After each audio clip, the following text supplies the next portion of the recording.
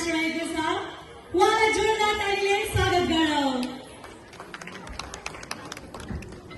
सोरठी नृत्य कतै कतै सौराठ राज्यसँग सम्बन्धित भन्ने पाइए तापनि प्रमुख त यसको मूल कथा सोरठी रानीसँग सम्बन्धित भएकाले नै यसलाई सोरठी भनिएको मानिन्छ। एका देशमा जयसिंहले राज गरेका राजाको 16औं रानीबाट मात्र एकमात्र सन्तान छोरी प्राप्त भएको थियो।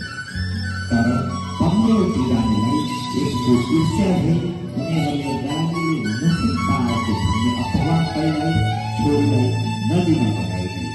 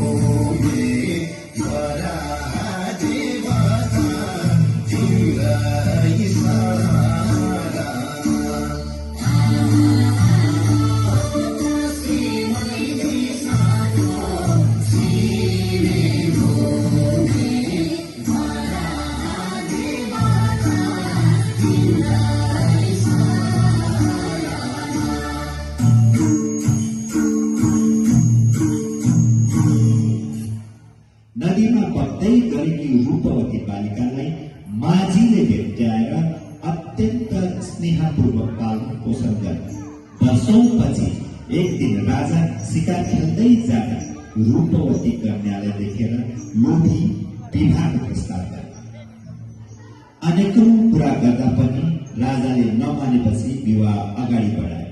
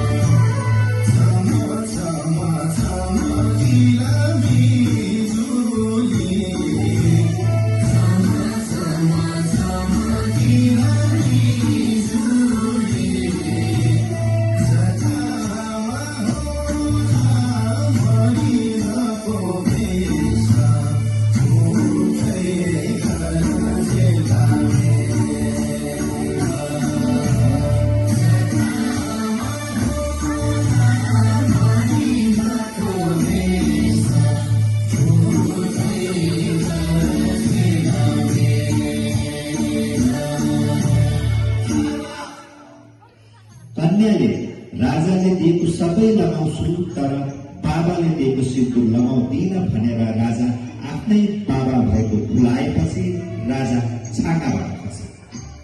अन्ततः राजाले आफ्नै छोरीलाई भान्जासँग विवाह गराइदिए। राजका सुक्ति र खुसीसँग बस्न थाले।